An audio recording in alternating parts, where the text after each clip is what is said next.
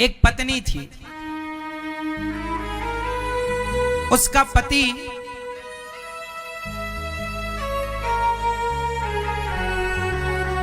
बहुत अच्छा नहीं था, पराई औरतों को देखता रहता था।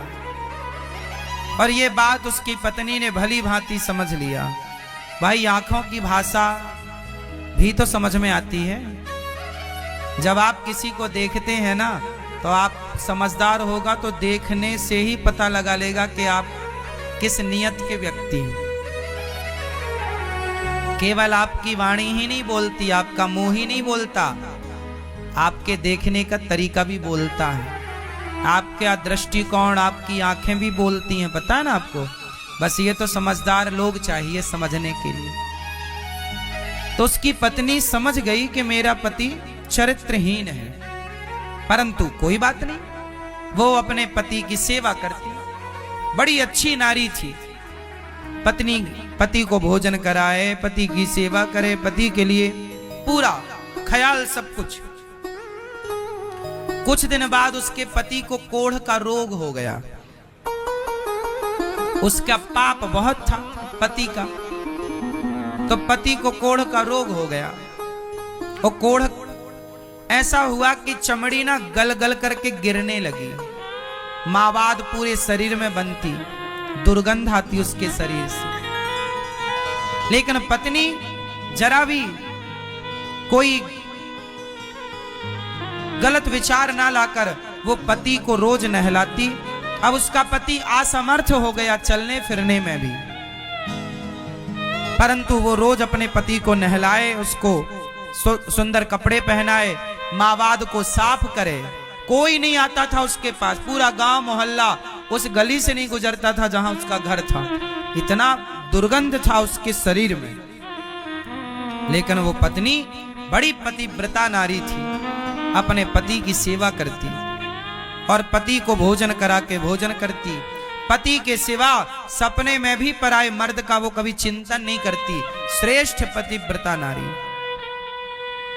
एक दिन सर्दियों का मौसम था, उसका पति आंगन में बैठा था, सामने से सड़क थी। अब उसका पति बाहर बैठा था, पत्नी अंदर काम कर रही थी कि तभी उस गांव की एक सुंदर वैश्या जो राजा के यहाँ नाचने जाया करती थी, तो वो सुंदर सी वैश्या श्रृंगार करके उसी रास्ते से गुजरी। तो ये जो कोढ़ी आदमी था, इसने उस वैश्या को देखा, वाह कितनी सुंदर है, कितने सुंदर इसके बाल हैं, कितने सुंदर इसके गाल हैं, कितना सुंदर इसका शरीर है। उसने देखा, और जब देखा तो ये उस वैश्या पर लट्टू हो गया। मन मन में कामना कर बैठा कि क्या ये स्त्री मुझे मिलेगी। अब वो सोच ही रहा था कि वैश्या तो चली गई रास्ते से, इसकी पत्नी आई। पत्नी ने देखा कि इसके मन में कुछ चल रहा था, तो पत्नी ने समझ लिया कुछ है। पूछा, स्वामी जी क्या हुआ, आज आप उदास हैं। उस कोढ़ी ने अपनी पत्नी से कह दिया कि सुनो, तुमने आज तक मेरी बात टाली नहीं। अब देखो, वो आदमी अपनी पत्नी के सरलता का अब वो दुरुपयोग करने लग गया।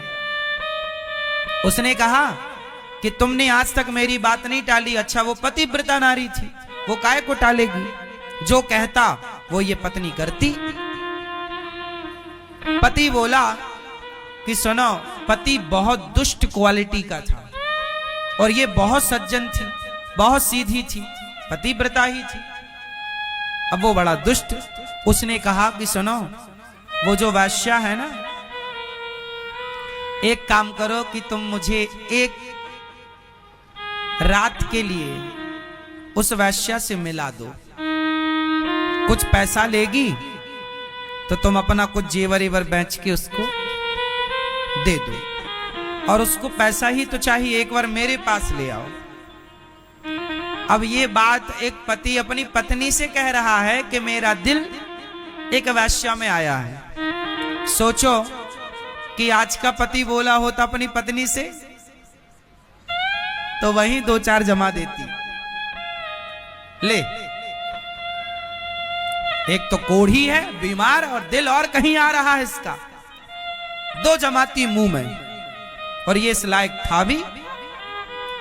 लेकिन वो नारी बड़ी पतिव्रता। अब इसने कहा ठीक है मैं उससे बात करूंगी।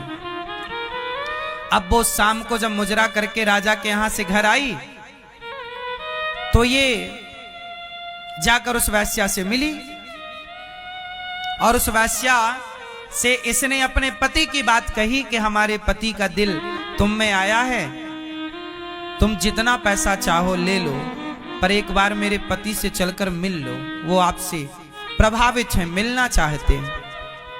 अब वैश्या को आश्चर्य हुआ, हे भगवान ये किस तरह की पत्नी है, अपने पति के लिए मेरे से बात करने आई है।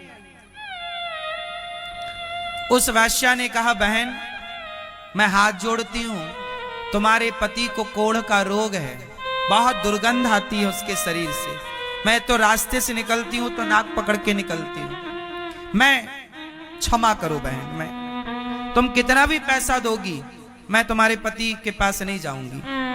चूंकि वो तो वैश्या ही थी, पैसा लेकर किसी के भी पास जा सकती थी, पर इसके पति में कोढ़ था, रोग था, बदबू थी, नहीं वो मना कर दिया, बोले मावाद निकलती है, मैंने सुना है, मैं नहीं जाऊंगी, तुम पैसा कितना भी दो मैं नहीं जाऊंगी।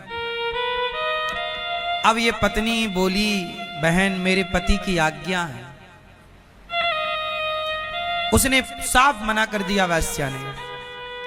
अब ये लौट कर आई तो पति ने पूछा क्या कहा, उसने बता दिया कि उसने मना कर दिया, बोले नहीं, तो उसके पति ने फिर कहा नहीं तुम चाहोगी तो वो आ जाएगी, एक बार तुम कोशिश करो, मेरी आज्ञा है कि तुम उसे लेकर आओ।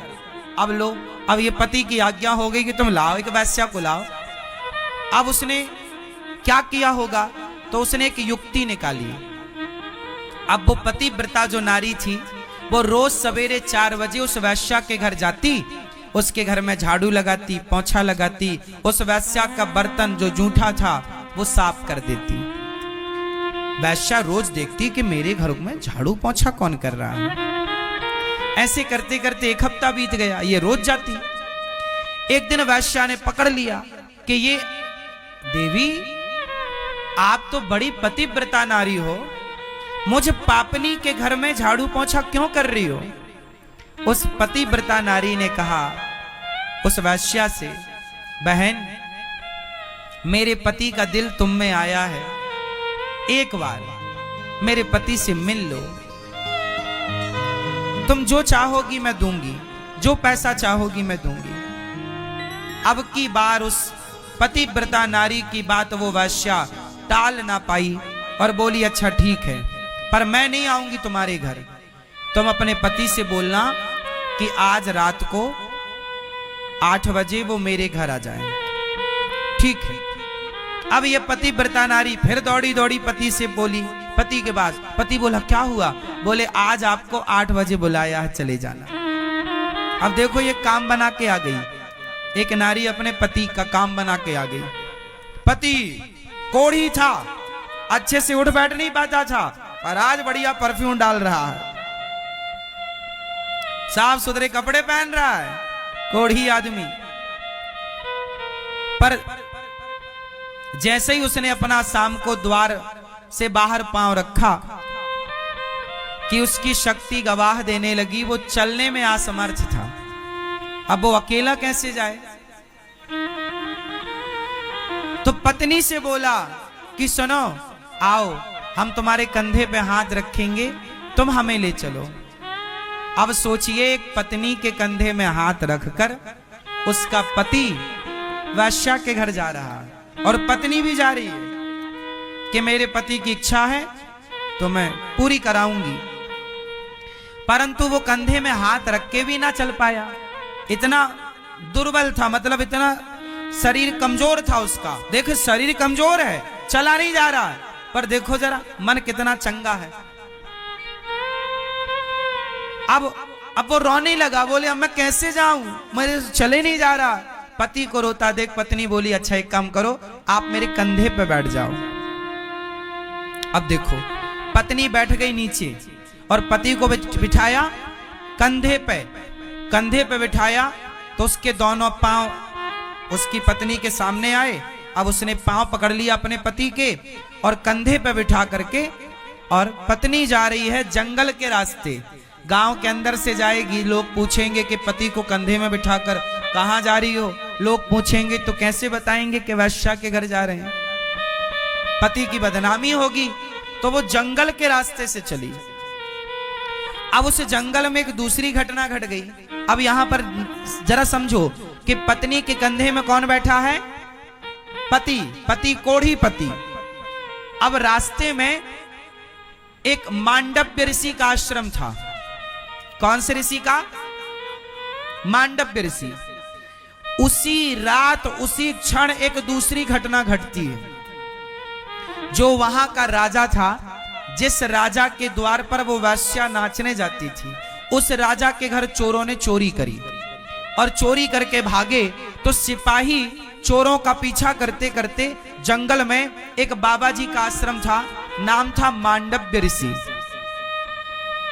मांडव्य ऋषि के आश्रम में उन चोरों ने राजा का चुराया हुआ धन बाबा की कुटिया में फेंक दिया और चोर वहां से भाग गए।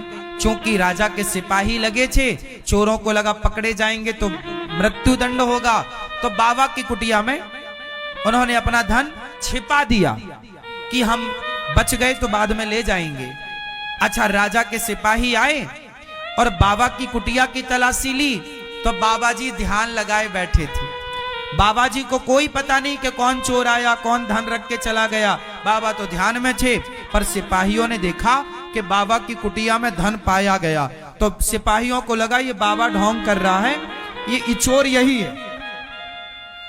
राजा के सिपाहियों ने बाबा जी को चोर मान लिया और जो सेनापति था उसने कहा इस बाबा को सूल पर लटकाओ। सूल एक पैना सा लोहे का सूल जमीन में गाड़ा गया और उस सूल पर बाबा जी को बिठाया गया। तो जब बिठाया गया तो वो बड़ा पैना था, नुकीला, वो बाबा जी के नीचे से चुभता हुआ सिर से निकल गया। ये दंड दिया। लेकिन बाबा की समाधि इतनी पक्की थी कि बाबा ऐसे ध्यान में डूबे कि कब उन्हें सूल पर लटकाया गया, कब उन पर चोरी का आरोप लगा, उन्हें पता ही ना चला। और सारे सिपाही लोग जो थे उनको लगा राम राम, ये तो हमने सूल पर लटका दिया, फिर भी बाबा का ध्यान नहीं खुला। वो समझ गए कि बाबा असली है, भाग गए, कहीं बाबा जी श्राप ना दे दे। सिपाही भाग गए और बाबा का पूरा शरीर सूल पर लटका, खून से लथपथ वो जगह। अब सूल नीचे से घुसा हो, सिर से निकला हो, तो वो तो तप के बल पर जिंदा थे। ध्यान ऐसा लगा कि पता ना लगा। अब बाबा जी लटके हैं सूल पर, इस तरफ पांव लटक रहे हैं, हाथ लटक रहे हैं। उसी समय ये पत्नी अपने पति को कंधे पर बिठाकर गुजरी, तो उसी बाबा जी की कुटिया के पास से गुजरी जहां पर बाबा जी सूल पर लटके थे। और अमावस्या की रात्रि थी, अमावस्या में कुछ ज्यादा दिखता नहीं है, तो उस स्त्री को बाबा जी नजर ना आए और बाबा जी लटके थे सूल पर और ये अपने पति को लिए थे कंधे पर। तो इसके पति का सिर बाबा जी के पांव से टकरा गया, क्योंकि सूल ऊपर गड़ा था, लटके थे तो पांव बाबा जी के लटक रहे थे ऊपर से। तो इसके पति का सिर और बाबा जी का पांव जब टकराया तो बाबा जी के ध्यान खुल गया, समाधि खुल गई। और जैसी समाधि खुली, संत जी ने श्राप दे दिया, जिसके स्पर्श से मेरी समाधि खुली है, सूर्योदय होते ही वो मर जाएगा। अब लो भैया, बाबा ने जब श्राप दिया तो कोढ़ी रोने लगा। कोढ़ी तो जा रहा था वैश्या के घर, कोढ़ी लगा रोने, हे भगवान अब मैं मर गया, मर गया। बाबा जी सूल पर लटके, पत्नी ने क्षमा मांगी, महाराज ये मेरे पति, मैंने ध्यान नहीं दिया कि आप यहां हैं, अपराध क्षमा करो। बाबा जी ने कहा ना, मेरा श्राप लग गया, मतलब लग गया, सूर्योदय होते ही मर जाएगा। अब पति रोया, अब वो भूल गया वैश्या वैश्या सब, जान बची तो लाख उपाय। अब वो लगा रोने के, हे भगवान मैं तो गया काम से। पर इसकी पत्नी बोली अपने पति से, आप रोइए मत, हे महात्मा जी, यदि आपने मेरे पति को श्राप दिया कि सूर्योदय होते ही मृत्यु हो जाएगी, तो हे सूर्य भगवान, यदि मैं पतिव्रता स्त्री हूं और मैंने अपने पति के मनसा वाचा कर्मणा सेवा करी है और मैंने अपने पति के सिवा पर पुरुष का चिंतन नहीं किया हो, तो हे सूर्य भगवान, जब तक मैं ना कहूं आप सूर्य उदय नहीं होना चाहिए, आप आइए मत। साहब उसके प्रभाव से हाहाकार मच गया सारी सृष्टि में। सवेरे के 10 बज रहे हैं पर सूर्य का पता नहीं, 24 घंटे हो गए, 48 घंटे हो गए, सूर्य का पता नहीं। हाहाकार मच गया, सूर्य उदय नहीं हो रहा है, क्योंकि एक पतिव्रता नारी ने सूर्य को रोका है। यदि आप आए तो मेरे पातिव्रत धर्म से मैं आपको भस्म कर, सोचिए सूर्य को भस्म करने की ताकत एक पतिव्रता नारी में है। सूर्य भगवान डर गए, नहीं आए। ये कथा पद्म पुराण में लिखी है, आए नहीं। हाहाकार मचा, देवता आए, हे देवी सूर्य भगवान को आने दो। बोले ना, मेरे पति मर जाएंगे। जब देवताओं की बात ना सुनी गई, तब सबसे बड़ी पतिव्रता नारी स्वयं माता अनुसुईया प्रकट हुई। और माता अनुसुईया ने, पतिव्रता नारियों की शिरोमणि माता अनुसुईया है, वो माता अनुसुईया जिन्होंने ब्रह्मा विष्णु महेश को भी अपना पुत्र बना दिया था अपने पातिव्रत धर्म के बल पर। वो आई, कहा बेटी विधि के विधान को तू रोक मत, तू आने दे, मैं तेरे पति को जीवित करूंगी। उसने सूर्य भगवान को आने की इजाजत दी। सूर्य भगवान की पहली किरण पड़ते ही संत के श्राप के कारण उनके पति की मृत्यु, कोढ़ी मर गया।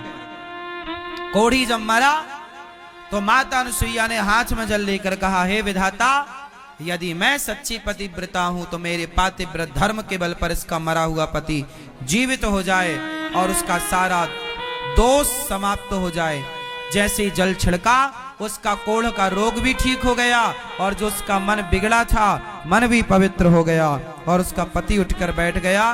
दिव्य विमान आया और उस पत्नी के प्रभाव से दोनों पति पत्नी विमान पर बैठकर भगवान के परम धाम को चले गए।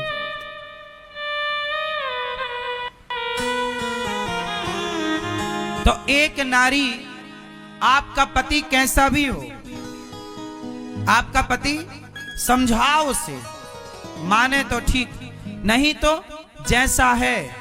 अब ये आपके प्रारब्ध में था, अब आप अपना कर्तव्य पूरा करते रहो, आप अपना धर्म पूरा करते रहो, क्योंकि उसको उसके कर्मों का दंड मिलेगा और आपको आपके कर्मों का दंड मिलेगा। इसलिए आप अपना पातिव्रत धर्म का पालन करते हुए आप उसकी तरह मत बनो। आप अपना ये समझो कि ये किसी जन्म का मेरा पाप है, निकल रहा है, निकलने दो।